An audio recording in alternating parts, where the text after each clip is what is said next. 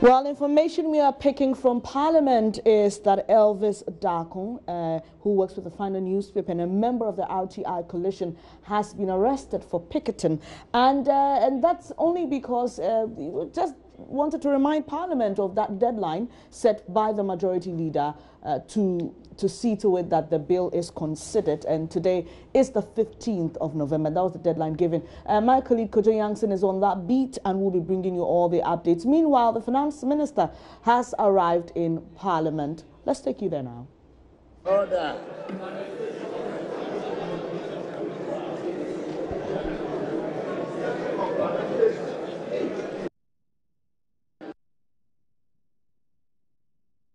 The Right Honourable Speaker, Honourable Members of Parliament, today, the 15th day of November 2018, on the authority of the President of the Republic of Ghana, His Excellency Nana Addo Dankwa Akufo-Addo, I beg to move this August House approves the financial policy of the Government of the Republic of Ghana for the year ending 31st December 2019. Mr. Speaker, on the authority of His Excellency, the President, and in keeping with the requirement under Article 179 of the 1992 Constitution of the Republic of Ghana, may I respectfully present the budget statement and economic policies of government for 2019 to this Honourable House. Mr. Speaker, this statement is an abridged version of the 2019 budget statement. I would like to request the Hansard Department to capture the entire budget statement and economic policy. I also submit before this August House the 2018 annual report on the petroleum funds in accordance with Section 48 of the Petroleum Revenue Management Act 2011, Act 815, as amended. Mr. Speaker, the theme for this year's budget is a stronger economy for jobs and prosperity. The budget represents the third of 4 annual budget statements of the government. It therefore offers us an opportunity to take a midterm review of the performance of the government in managing the economy and how we intend to accelerate the program of growing the economy, modernizing agriculture and industrializing our society, protecting the vulnerable and creating jobs and prosperity for the Ghanaian people over the next financial year. Mr. Speaker, I do not take lightly the significance of this moment, an opportunity we are granted annually to determine how the precious assets of Ghana, our people, our land, our natural resources, and our treasury should be stewarded for national growth and human development. Mr. Speaker, who are we that we should be given this sacred responsibility and opportunity to steward this country? Despite the challenges, we approach this process with genuine humility and gratitude to a great God.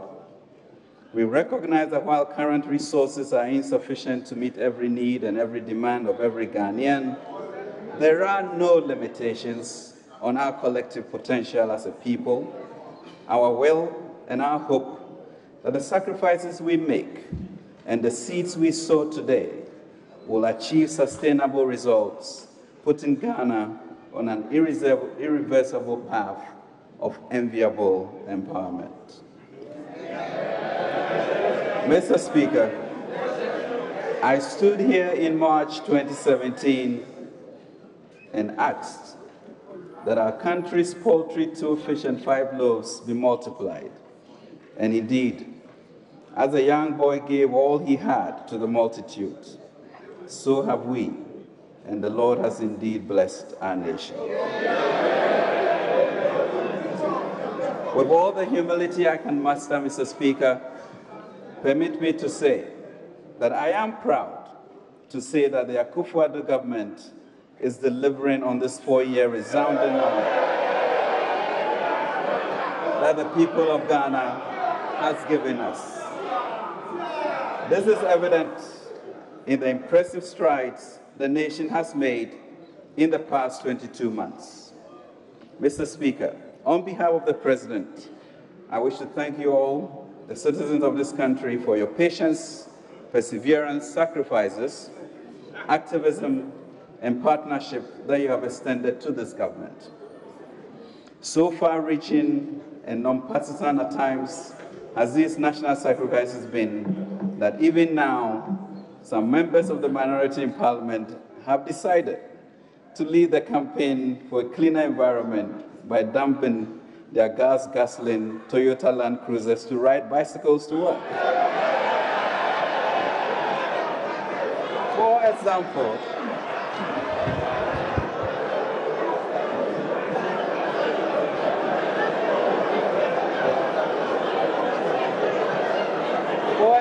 Mr. Speaker,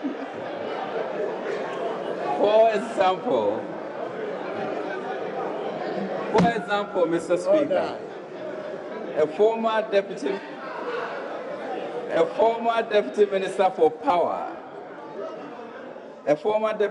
of power during the unforgiving Doomso era under President John Dramani Mahama was seen only 2 evenings ago riding his bicycle to a luxury furniture shop on the Spinters Road.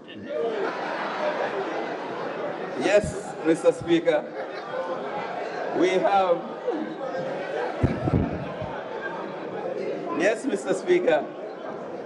have in the last 2 budget years taken some tough decisions to get the country out of some very rough seas. We are not proud of the fact that there's still hardship in the country, but we are comforted by the fact that we have managed to ease the impact of the hardships that the Ghanaian people have been resigned to prior to December 7, 2016. We are not there yet. We still have a long way to go in fulfilling the manifest destiny of this blessed land. Indeed, we are being repaid for the years the locusts have eaten. So, Mr. Speaker, what is, however, clear is that the nation is moving forward under this government and moving forward in the right direction. We are now, Mr. Speaker, on course to exit the inherited IMF program by the end of this year. It has been a collective effort by all of us, government, for exercising the kind of macroeconomic competence and discipline that was evidently lacking in the past, and the people for their patience, understanding, and keeping faith with their government.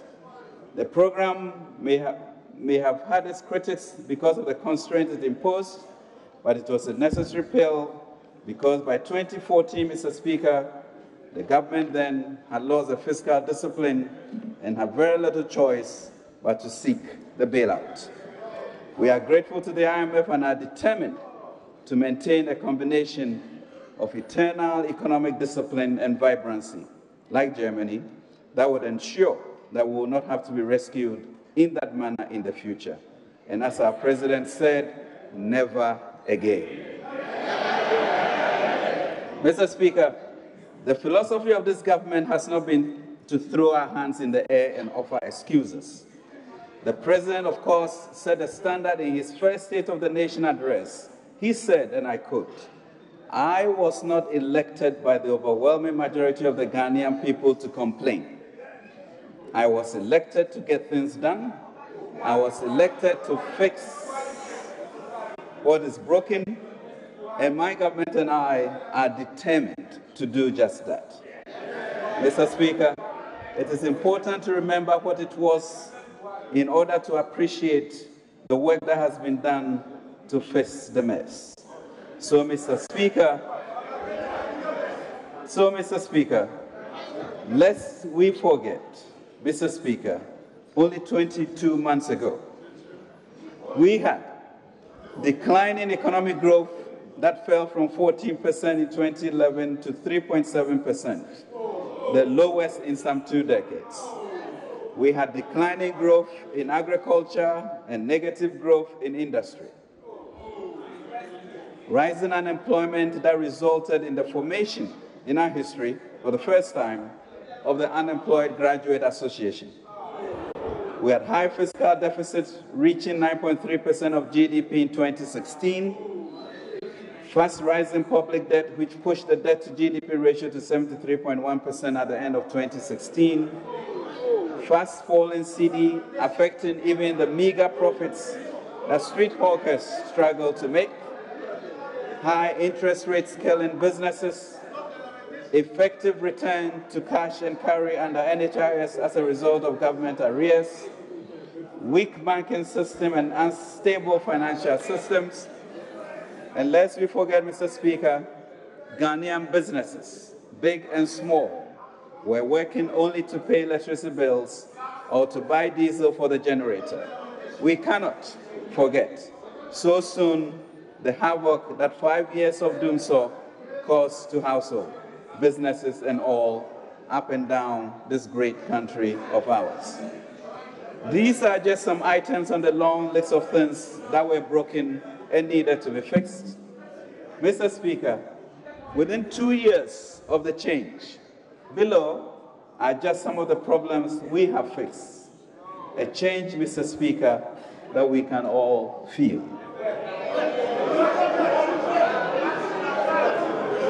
Mr. Speaker, a change in the management of the economy, a change in the management of the economy from incompetence to competence, a change from macroeconomic instability to macro stability, a change from a rising debt to GDP ratio to a declining debt to GDP ratio, changing from a weak banking system to a strong, well-capitalized and better supervised banking system, a change from taxation that undermines production, a change from a predominance of sole sourcing to competitive tendering in procurement. This change has seen the Public Procurement Authority making total savings of $1.8 billion from January 2017 to October 2018. It is important to recognize, Mr. Speaker, that not a single peso was saved all the years under the previous government until 2017. A change, Mr. Speaker, from the manual process of clearing goods of its attendant corruption at the ports to a paperless process, a change to bring about a reduction in electricity tariffs, a change from doomsaw to reliable power. A change in the access to and cost of education, to social justice with introduction of free senior high school education, leaving, Mr. Speaker, no one behind. A change from the abolition of teacher training allowances to a restoration of teacher training allowances. A change from cash and carry in NHIS to a functioning national health insurance system where all arrears left by our colleagues from 2014 have now been cleared. A change from the abolition of nursing training allowances to a restoration. Let us watch the language. Of nursing training allowances. Must be parliamentary. Order. Honorable, you go on. A change to increase the share of DACF to persons with disabilities from 2% to 3%. A change in a moribund private sector to a vibrant job-creating private sector. A change from rising graduate unemployment to reducing graduate unemployment through programs such as the 100,000 strong NAPCO Core, a change from a dying colonial railway network system that is now being re-energized, a change from a stagnant agriculture sector to a revitalized agriculture sector under the Planting for Food and Jobs program, a change from destructive innovative change to bring jobs and income to every district through one district, one factory, an innovative change to bring development to our rural areas through one village, one dam under IPEP, an innovative change to mobile payment interoperability, an innovative change to 3 development authorities to be a vehicle for accelerated development and the allocation of capital expenditure in our rural areas, an innovative change to the establishment of the Zongo Development Fund as a vehicle to focus on the development needs of Zongo communities, and an innovative change to the approach of entrepreneurship development through the establishment of a ministry and the National Entrepreneurship and Innovation Program. A major focus of the government in the last 22 months has been to clean the economic headwinds we inherited with the restoration and sustainability of macroeconomic stability as the anchor for economic growth. Fiscal policy has been underpinned by increased revenue mobilization, fiscal consolidation, and expenditure prioritization, as well as moving government policy from a focus on taxation to a focus on production.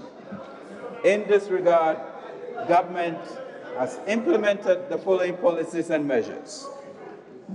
Mr. Speaker, we abolished excise duty on petroleum.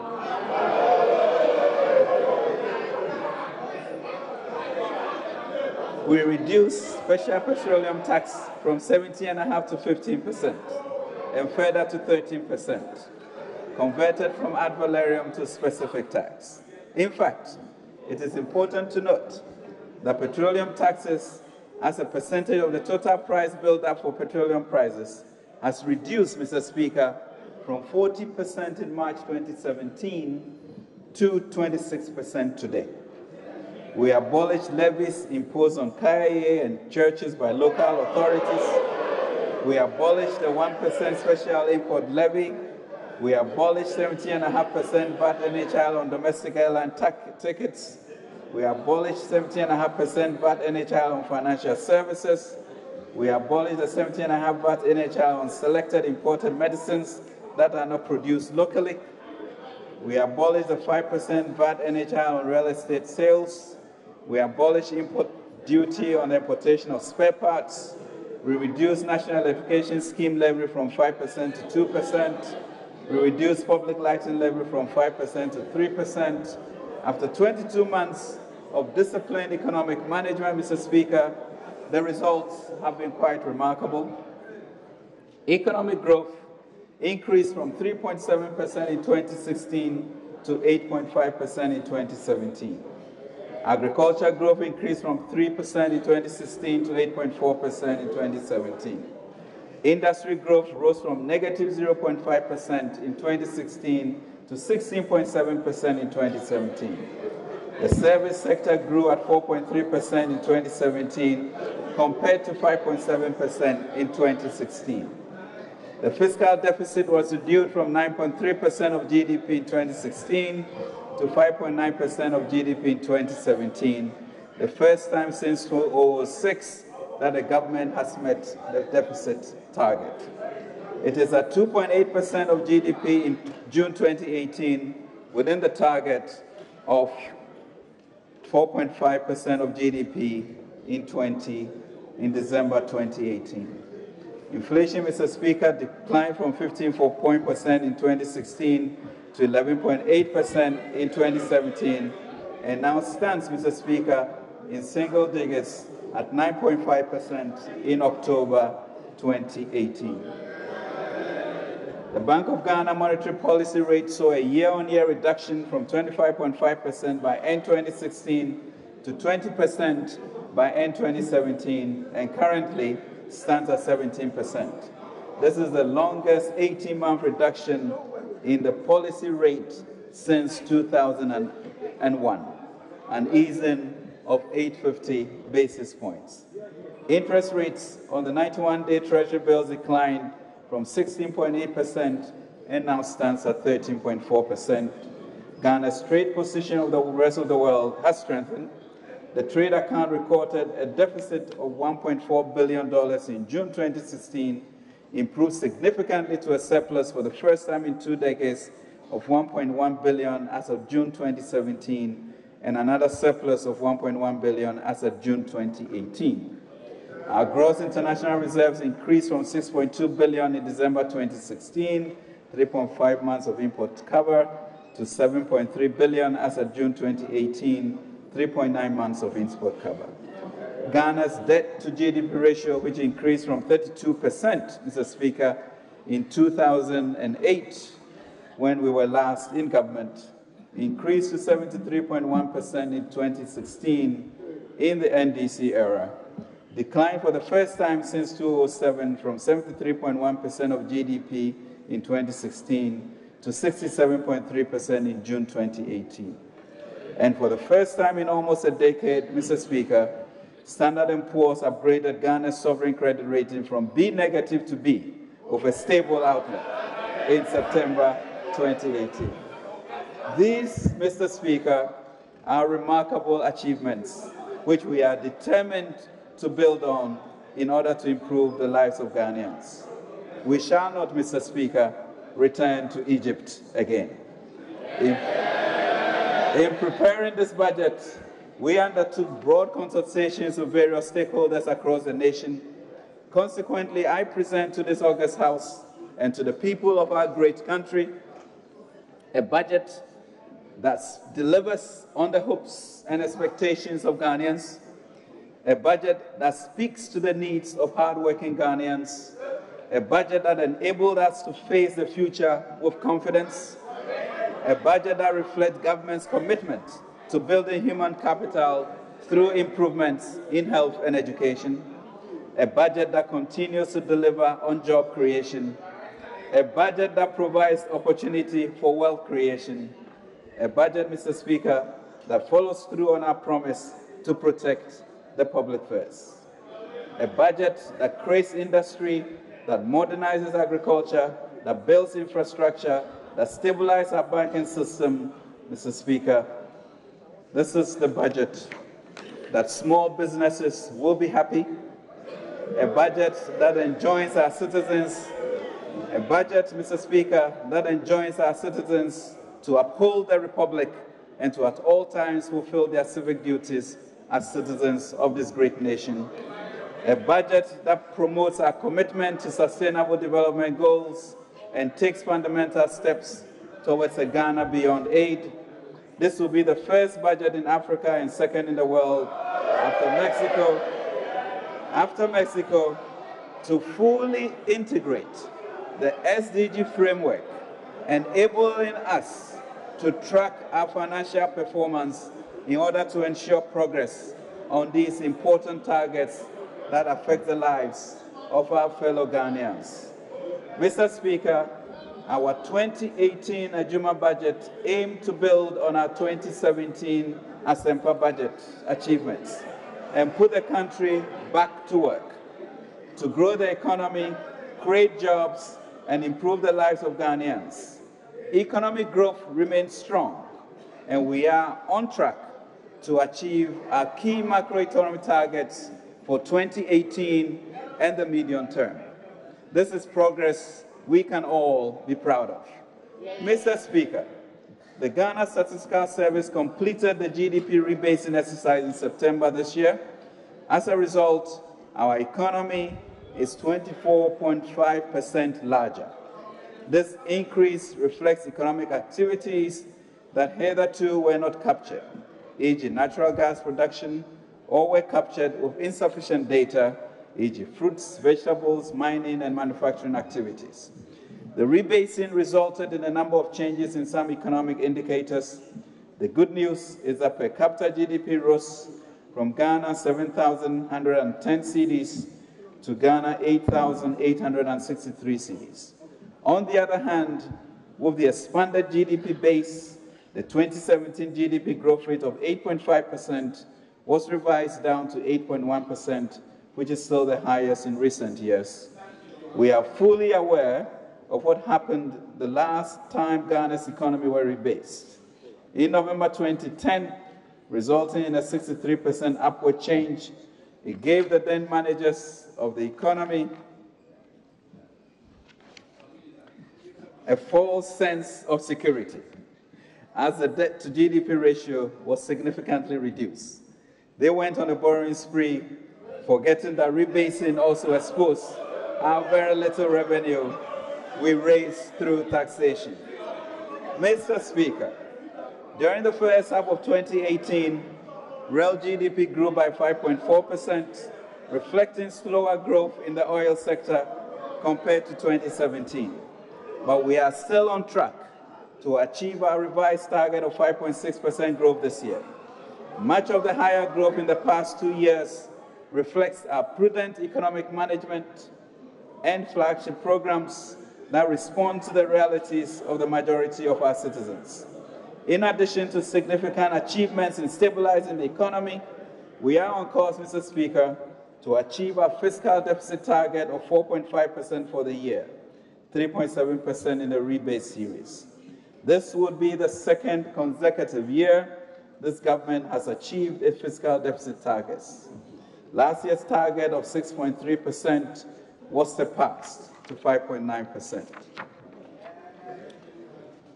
Our key economic targets for 2018 and the medium term will thus be achieved. This is progress we can all be proud of.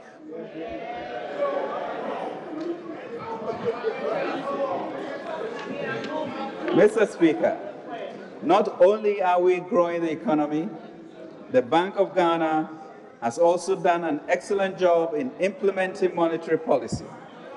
This has resulted in inflation dropping to single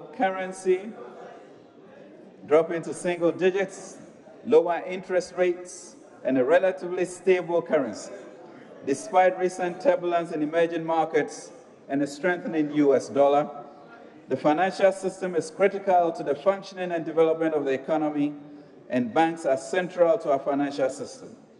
In addition to providing employment to a large segment of the population, the role of banks as a provider of credit and liquidity to the economy remains critical to the functioning of the economy.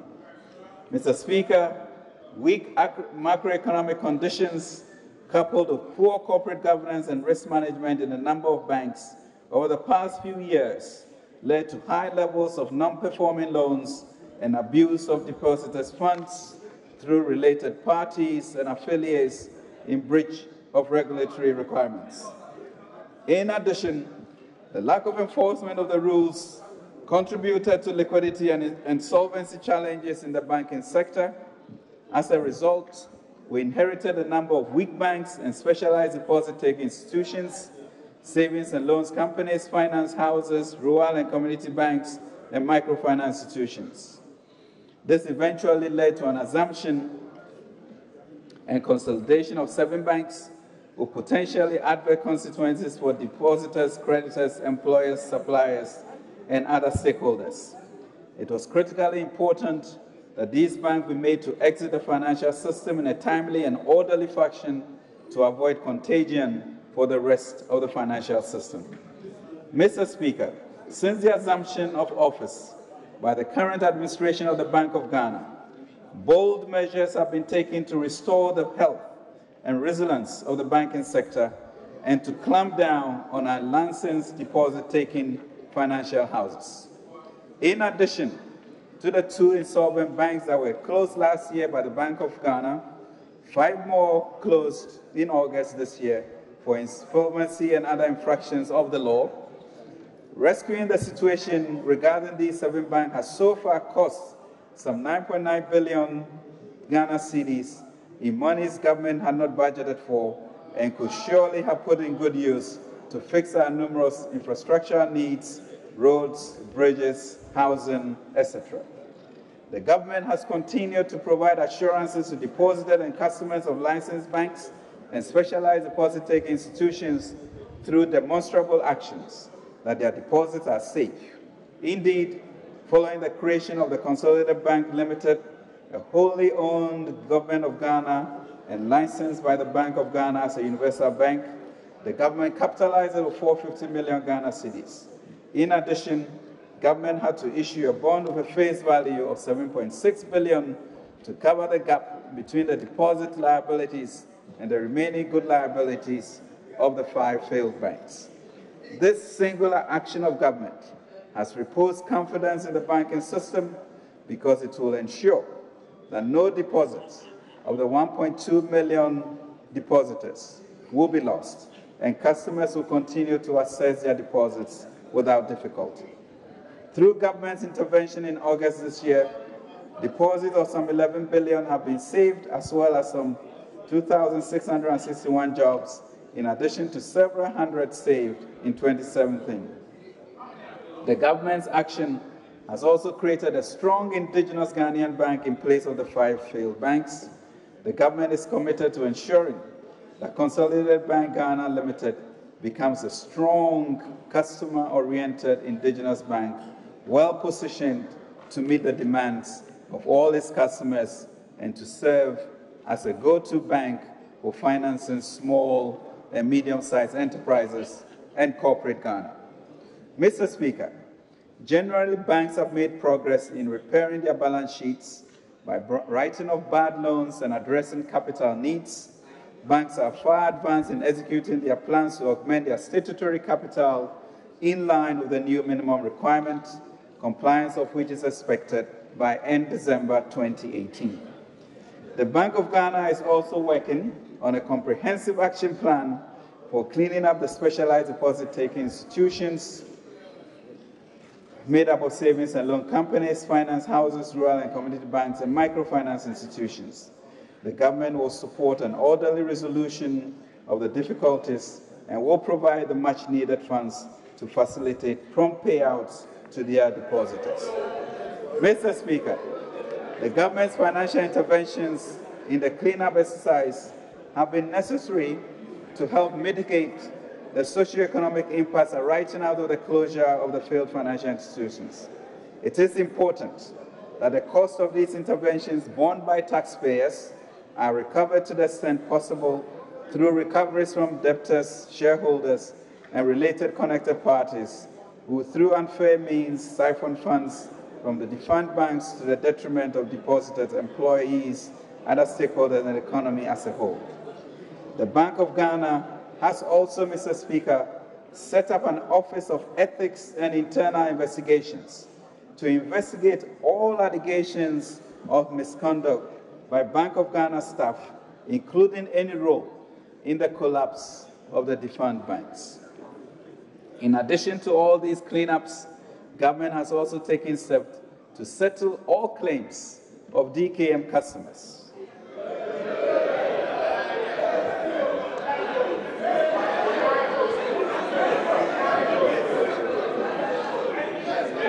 Mr. Speaker, you would recall that DKM Diamond Microfinance Limited had its license revoked in February 2016 with considerable suffering imposed on depositors without any meaningful response from the previous government.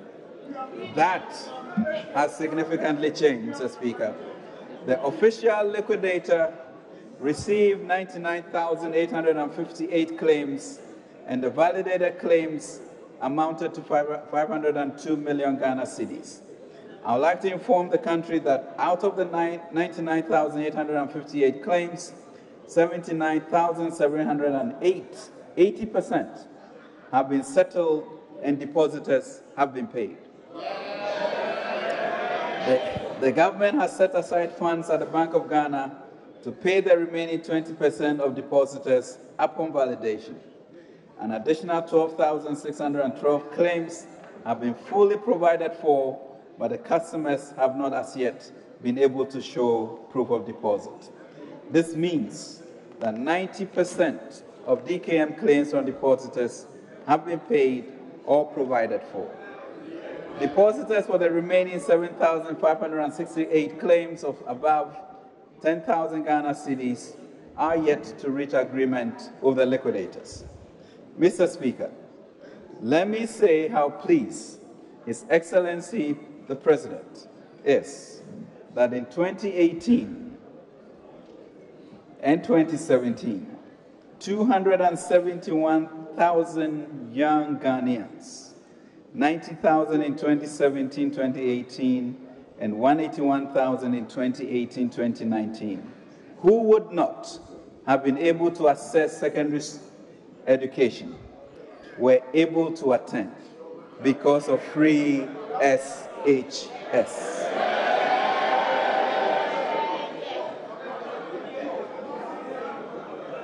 We cannot, Mr. Speaker, we cannot downplay how significant this is to building a future for every citizen of this land.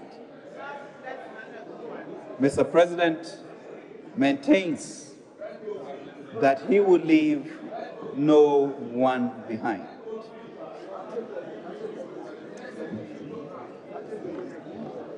Mr. Speaker, the days of an ailing national health insurance scheme are behind us.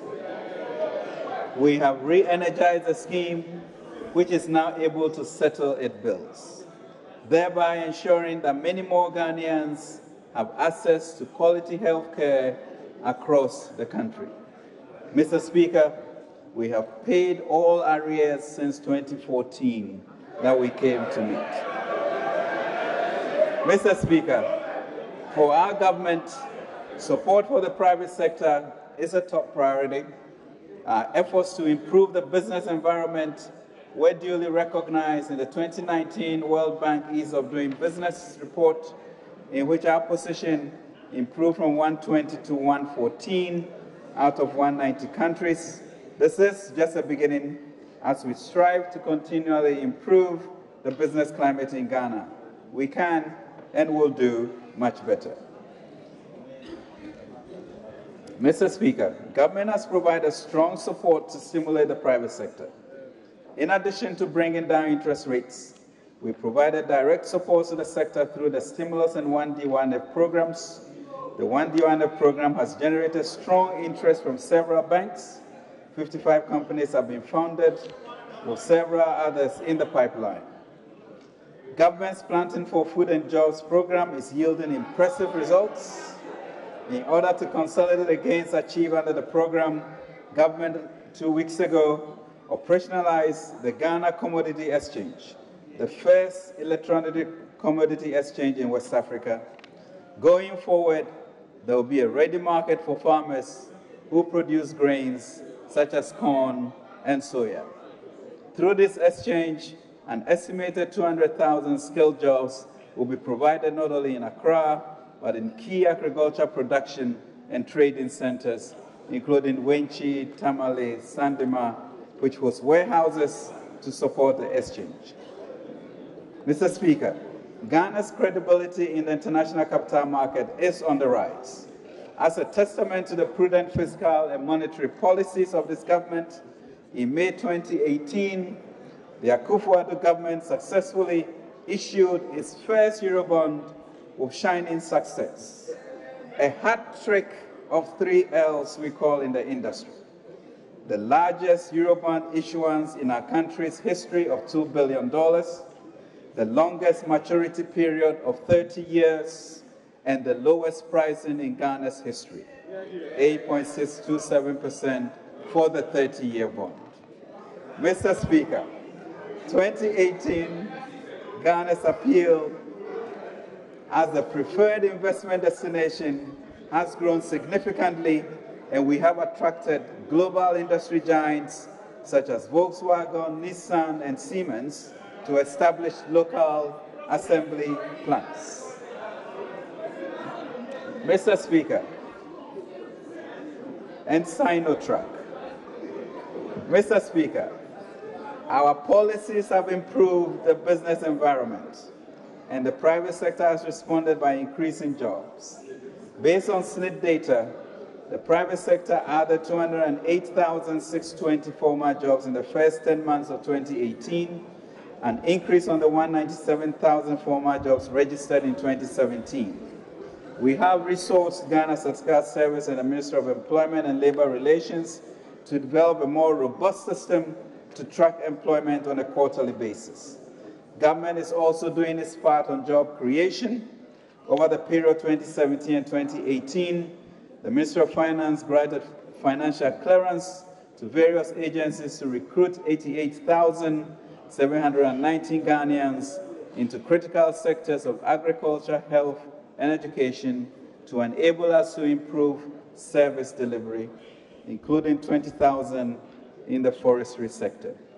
In addition, the Nation Builders Corps, a 3-year transitional job opportunity for young graduates, has enrolled, Mr. Speaker, 100,000 young graduates to support the delivery of critical public services. Mr. Speaker, this is unprecedented in our nation's 50-year history. Mr. Speaker, it is a monumental achievement as it is the single largest job and skill development program in the last 50 years in our dear country. The testimonies from the beneficiaries and their families have reaffirmed government's commitment to transform our society. Mr. Speaker, in recent times, the MPP government has twice had to inherit an IMF program from our friends across the aisle, which we have successfully completed.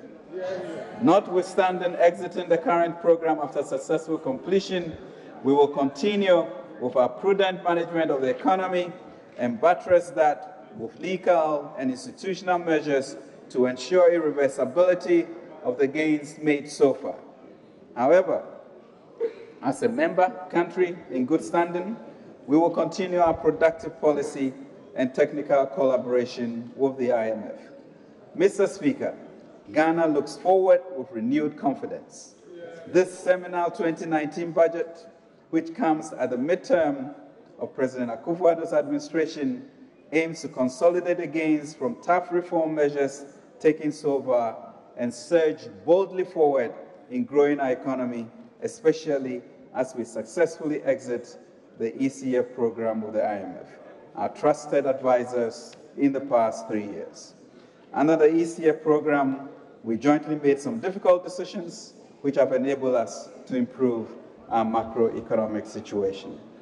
Mr. Speaker, we would like to acknowledge the role and contribution of the IMF in our achievements in macroeconomic stabilization and growth. As a member of the IMF, Ghana will continue to engage through Article 4 consultations and other arrangements even after that. As we complete and exit the program in December 2018, we are also instituting measures to ensure irreversibility of the macroeconomic gains we have made. Consequently, we will, among other things, legislate a fiscal responsibility role to cap the fiscal deficit to no more than 5% of GDP as part of measures to promote budget credibility and fiscal sustainability. A fiscal council will also be established. We will strictly enforce the PFM Act to promote efficient and effective public financial management. We will continue the zero bank financing arrangement of the BOG to curb fiscal dominance as part of measures to rein in on inflation.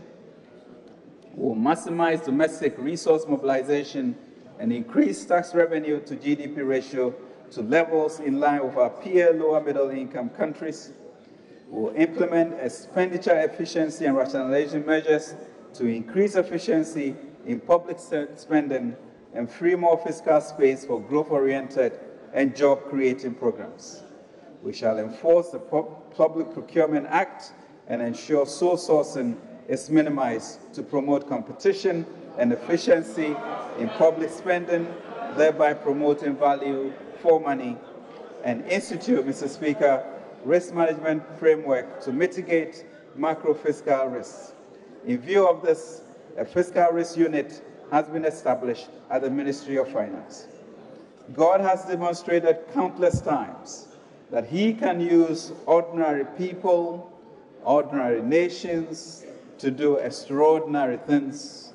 Ghana has a history replete with extraordinary achievements nationally, regionally, internationally. These achievements were the results and culmination of right choices. A confident nation beckons, Mr. Speaker.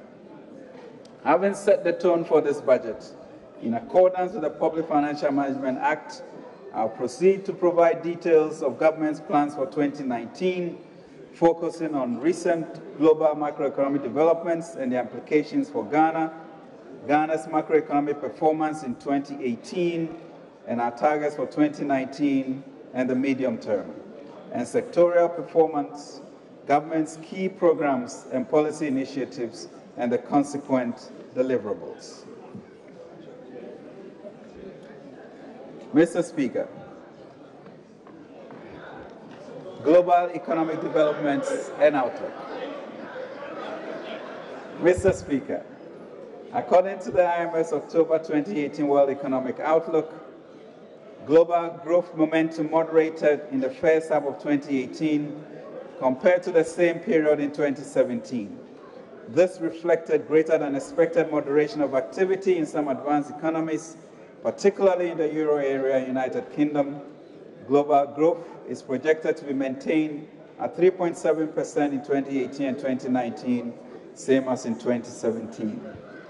Growth in advanced economies is expected to increase very marginally from 2.3% in 2017 to 2.4% in 2018, largely on the back of strong growth in the U.S. economy, which benefited from sizable fiscal stimulus. Growth in emerging markets and developing economies was steady in the first half of 2018, supported by continued stronger growth in emerging Asia, despite the moderation of activity in China. Growth in the emerging markets and developing economies is projected to remain steady at 4.7% in 2019, same as in 2018 and 2017. In sub-Saharan Africa, growth is expected to increase from 2.7% in 2017 to 3.1% in 2018 and further to 3.8% in 2019, boosted by oil exporting economies which benefited from higher oil prices. Inflation. Mr. Speaker, global inflation increased in the second quarter of 2018, largely reflecting higher energy prices. Core inflation, excluding food and energy, remains below target in most advanced economies, while in emerging markets and developed economies, core inflation has inched up in recent months. Commodity prices. Mr. Speaker, commodity prices generally continued to strengthen in the mid-quarter of 2018. Oil prices increased to about $76 a barrel in the first half of 2018, the highest since November 2014, but declined to about $71 in October 2018, following increased oil production by the major exporters. Mr. Speaker, the world market price of cocoa beans is estimated to reach $2,200 per metric ton in 2018, compared to $2,025 in 2017. Gold prices are also projected to increase from $1,293 per ounce in 2017 to an average of $1,346 per ounce in 2018, before falling slightly to $1,302 in 2019. Financial conditions. Mr. Speaker, the monetary policy normalization in the U.S. led to a stronger U.S. dollar and rising yields on U.S. treasuries, resulting in tighter financial conditions and capital flow reversals in a number of emerging markets and frontier economies, including Ghana. Despite these developments, global financial conditions remain generally supportive of growth. Domestic macroeconomic performance. Mr. Speaker, the performance of the economy for the first 9 months has been impressive. To properly assess the performance, let me first restate the macroeconomic targets set for 2018 as presented in the 2018 budget. Overall, real GDP growth rate of 6.8%, 5.6% in the rebase series, non-oil growth rate of 5.4%, 5.8% in the rebase series, end period inflation of 8.9%, fiscal deficit of 4.5% of GDP, 3.7% in the rebase series,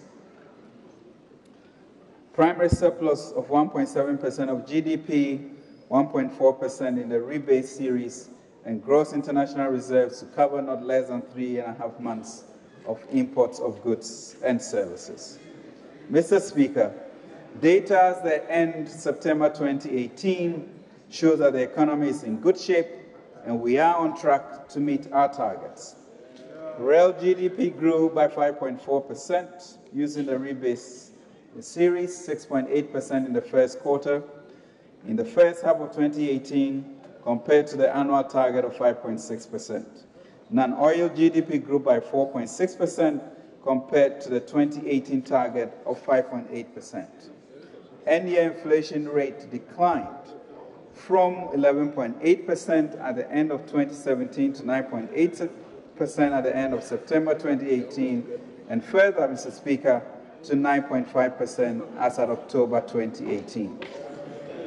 The fiscal deficit was 3% of rebased GDP at the end of September 2018, compared to a target of 2.7%. The primary balance was a surplus of 0.5% of rebased GDP, compared to a target of 0.9% of rebased GDP for the period. The public debt, including the financial sector bailout costs, at the end of September 2018 was 57.4% of rebased GDP, excluding bailout costs. The debt was 53.9% of rebased GDP. As of September 2018, the monetary policy rate dropped from 20% at the end of 2017 to 17% at the end of October 2018. The provisional trade balance for the period recorded a surplus of 1.6 billion compared to a surplus of 777 million recorded for the same period in 2017. Gross international reserves accumulated to 6.7 billion, sufficient to cover 3.6 months of imports ahead of a 2018 target of 3.4 months.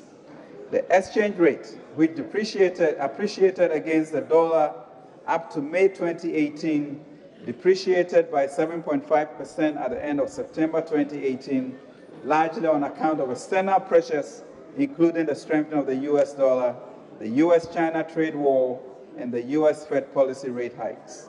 Compared to other emerging economies, Ghana has been able to weather the storm a lot better, primarily due to strong economic fundamentals.